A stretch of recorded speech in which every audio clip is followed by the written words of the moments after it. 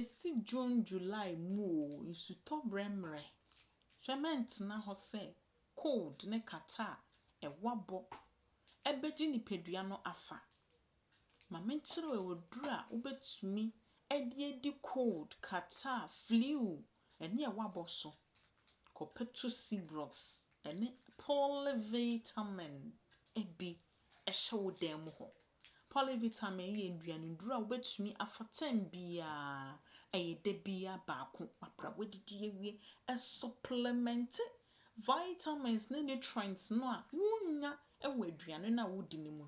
Entitan bia na apɔmuden ho nsɛm no esisi wa no aise wakɔ spa na ya massage wa ma wosam massage bi ne honam ne sisi so sanso na polyvitamin edro ya da screen so ofa a boost immune system ehwe wakoma ne dwumedie wani dwumedie wo dompe na eye ewanso a total Cibrox bi enom na enhwe uwa ho ensem emfa emma.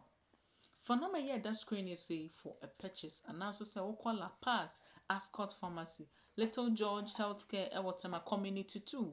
Nima ne mama before mon call Lessons Pharmacy and Interbrain. Top of pharmacy ebusu baby asu benye bi ato. Health Zone Pharmacy was Painters of Seeds Texpo Market ubenye bi ato. Kwa mwasiye ye.